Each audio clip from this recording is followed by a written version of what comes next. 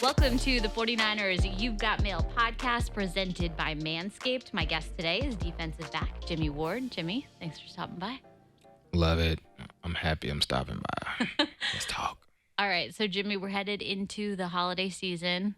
I know you're a big Halloween guy. Are you as high on the Christmas holiday season? Yes. I used to always, watch TV and on ABC channel or Disney channel and or what TNT, and they used to have the 25 days of count. I gotta stop talking like that. Okay, I'm gonna get serious. And then they always talk about the 25 days countdown to Christmas, and they show all these different Christmas movies and stuff like Frosty the Snowman, Santa Claus 1, Santa Claus Part 2, Rudy the Red-Nosed Reindeer, Prancer, A Christmas Carol, one of my favorites, The Grinch Who Stole Classic. Christmas. So it's like so much stuff that I just sit when I have time, sit and watch it. It brings back memories.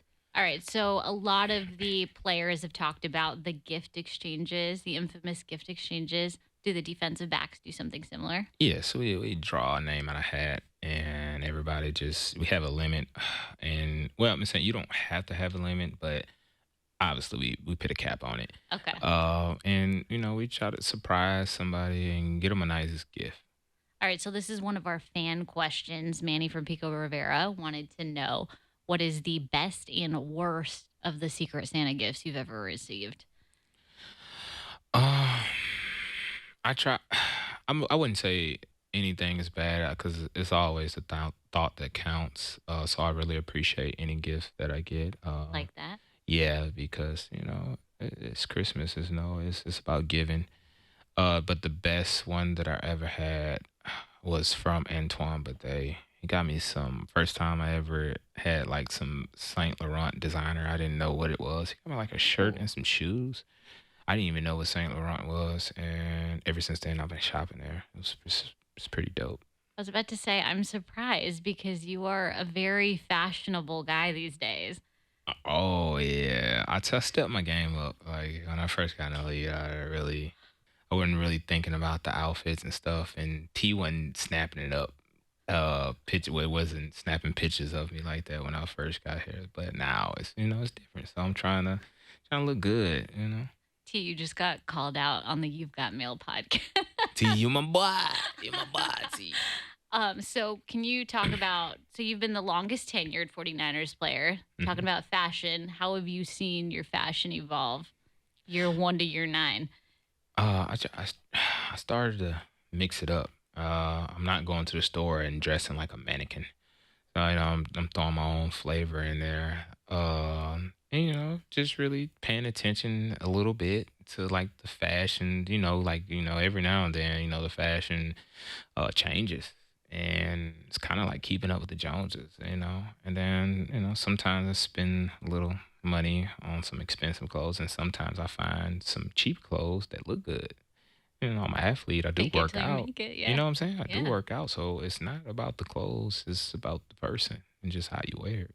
I like that philosophy. Okay, so is there an outfit that you look back on and you would like to take back? Or are you owning all the outfits throughout the years? Oh yeah, I had some.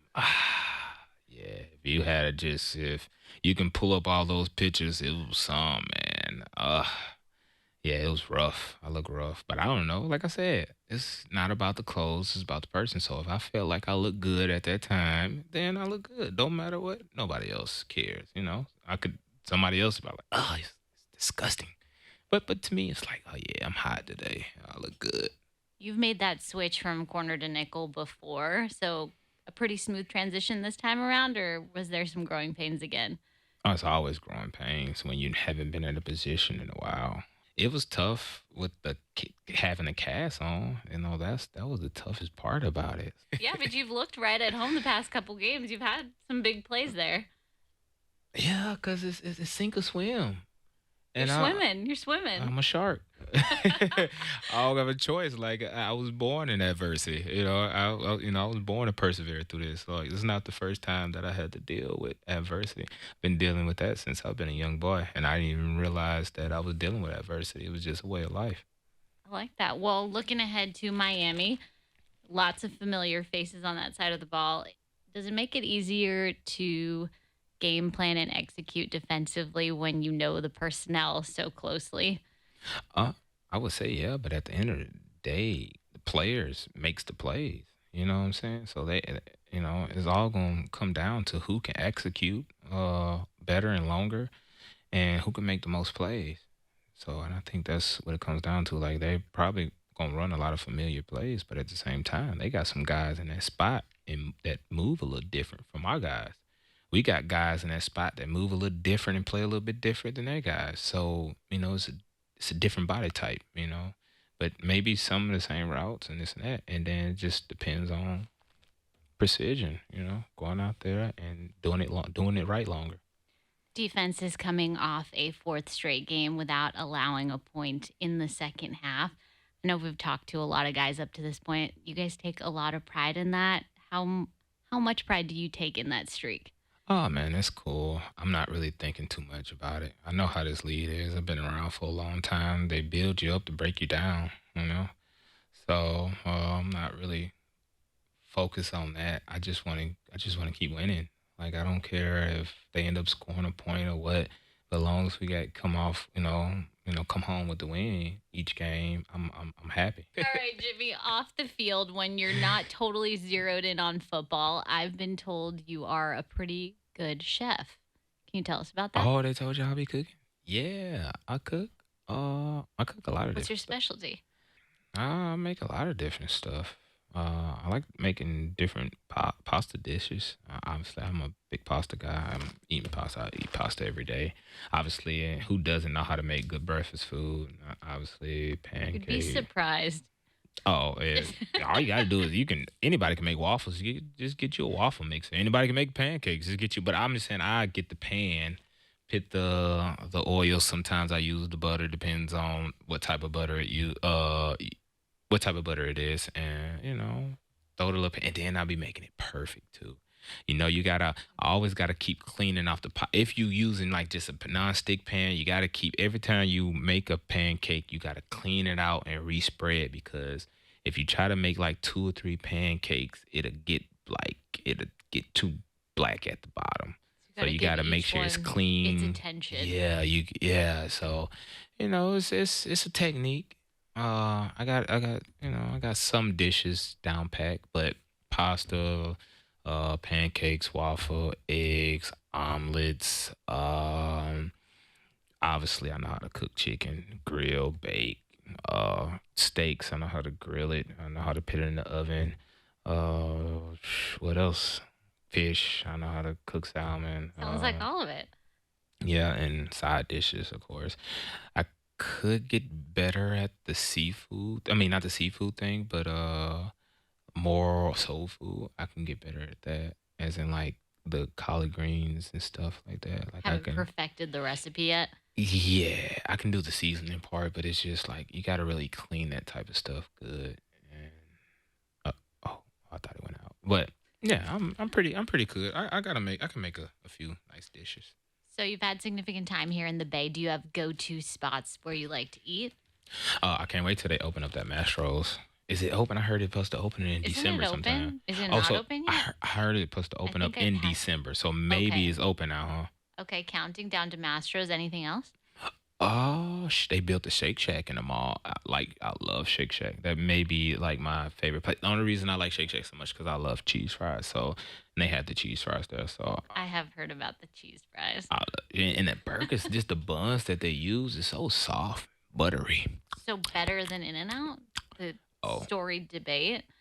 and yeah, In and Out is pretty. It's cool.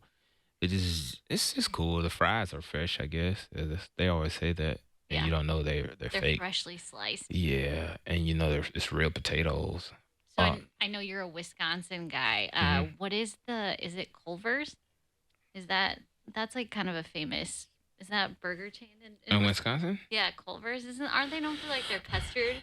Are you a Culver's guy? I actually go to I want to say it's Tino's or I don't something think I've like. ever heard of They it. sell a lot of different stuff, but they're known for their pizza, thin crust pizza. Oh my, cheese in Wisconsin hits different. You remember them Chuck E. Cheese commercials when you used to see when they was young, and you lift that little slice of piece up, and the cheese melt and pepperonis fall off the side. Well, that's Wisconsin pizza. People always talk about, oh, a deep dish in Chicago, oh, deep dish, oh, pizza in New York. Nah, the pizza in Wisconsin would blow your mind because the cheese is so fresh because they got all those dairy The farms Dairyland and of stuff, America. Yeah. Dandyland of America, and the cheese is amazing and it's fresh.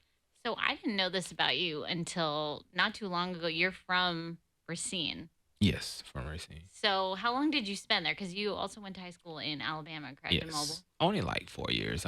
4 years of my life. I used to go back in the summer and visit my family. Okay. Yeah, so and I did that all the way until I was like in the ninth grade. Did you grow up a Packers fan? A lot of my family members are Packer fans. I know my Still? y- yeah. I'm saying there's some of them 49er fans because I play there, but I got a cousin like Kwan Butler. He's playing the NBA. Like he'll come to a 49ers game, especially when we play the Packers, and he'd be like, "Man, cuz Packers my team, but I'm a root for you, and then cuz we blood and this and that, but Packers my always my team." So it's cool. I understand, but yeah, but it's cool. They just die hard Packer fans. So when you played at Lambeau for the divisional game last year, kind of a homecoming for you a little bit. Does Lambeau still have that mystique for you since you are originally from Wisconsin, or not really? That was my first time playing. Oh, second time playing at Lambeau. Uh, yeah, I know I gotta go out there and play. If you ever watch my Packer games, I'll be having some decent games against Packers because I know I got a lot of family members that watch that. Maybe I play hard for every game, but that's a game that I really gotta go out there and do my thing because I know all my people watching. Can you tell us a little bit what that game was like from you now that you're over a year removed, or actually maybe not a year removed, but farther removed? Playoff game, right? Yeah. It was super cold. I played in Northern Illinois. We didn't have an indoor to my senior year, but you'd think I'm maybe used to the cold a little bit. I'm not. I've been in California for 9 years. This weather is sweet. So that's some hard nosed, aggressive football weather. Playing in Lambeau around playoff time. I That lived there for 2 years. I know. Oh my god! Like man, that it was. And then those people in the stands with their shirt off, like Hmm. they built, Yeah. they They're built. like in bikinis and shorts and That's they're built different. built different, definitely. But yeah, I was cold for walkthroughs. Went out there and instantly your fingers and your toes froze. You couldn't feel them no more, and it froze so bad. I thought I would have frostbite because it was burning. I was like, oh my god. So even in the game, that's why I was like, okay, I'm gonna be cold regardless, no matter what I wear. So I just wore my one sleeve and no shirt. No long sleeve shirt, no hoodie, and this and that. And it's like, hey man, I'm gonna be cold regardless. Let's just go out here and play because I'm pretty sure they're cold. No matter if they're practicing there or whatever, like you just can't prepare for cold weather like that. Do you think you'd ever find yourself if when you aren't playing anymore in a cold weather game like that as a fan, or absolutely not? Yes, if I know somebody who's playing, Okay. family member, friend, yeah, I'll go out there and Not support it. just a casual fandom though. Not in that weather. Well, the reason why I wouldn't is because I've been breaking bones for like 9 years to buy You'd this feel nice it. TV. No, not even about feel it. To buy this nice big TV that I have at home. So I would love to invite people over, cook out while I can be in my home and watch the game and talk about the game and maybe even have a drink. I don't know. Be in peace, not freezing. Yeah, Yeah. be in peace. Like I don't got to be crowded up. My couch is pretty big and cozy, and I can have good free food that I cook that I know is gonna be pretty nice. So yeah. All right. I feel that. All right. Let's take some fan questions. Caden from Eagle Rock. I'm a big fan of you as a player, but also your game day style. Is there a stylist that you have, and what is your upcoming game day look going to be? Yeah, I really kind of wear the same thing. I kind of did it a little different the other day. Well, like versus the Chargers, where I wore something like a loose long sleeve, but just wore the long white socks, a little bit of red on the knees, my armband. But the only reason I wear the arm sleeve is because to protect my forearm. I wear like a special pad to protect my forearm because I broke it twice. And then I tape my fingers up, and sometimes I wear gloves and sometimes I don't. But no, last year I wore either all white shoes the whole year. Yeah, so I don't really switch it up. I don't. I don't care about it. Terry from Redwood City said a lot of guys talked about the Mexico City trip kind of feeling like a postseason atmosphere. How would you rate it since you've played in a lot of postseason games? Man, it was crazy. I'm not gonna lie, but it was like mainly no 49er fans. So I don't know. I seen a few Arizona fans, but it was hard to tell just because both of our main colors are red, but it looked like mainly 49er fans. But it was crazy. It took forever to get to the field and then get back to the locker room like in halftime, and that walk was a real workout. But other than that, I loved it. Like I said, it was a lot of fans, and that stadium is huge. So I feel like it was cool. And that was my first time playing out the country, and that was my first time in Mexico. And Really? I'm definitely going back. So I really enjoyed my time out there, even though we was out there only like a night 24 before. hours. Yeah, so they didn't give us a lot of time out there, but nah, I feel like it was pretty cool. Did you like the fourth quarter light show that they had? I thought that was pretty cool. Oh yeah, I did see that. No, it was cool, but I was focused on, Hmm. you know what I'm saying? Yeah. Did you Yeah. feel the elevation? Yeah, I think everybody felt it, but being in practicing in Colorado really helped that out. Like where I ended up catching Breathe a my little second. easier. Yeah, Yeah. it made it a little easier. I still cramped up. Well, it seemed like a lot of people cramped up. I had to get a IV. Like I want to say heading to in third quarter, I had to get an IV. Jimmy, leave us with one fun fact about yourself that maybe people don't know. I'm left-handed, Oh, I didn't know that. and Nico Suave is really my middle name, and it's not my Instagram name. Got two middle names. So I'm not trying to be this smooth, cool guy. It's just my name. Give us your full name to take us out. Jimmy Nico Suave Ward.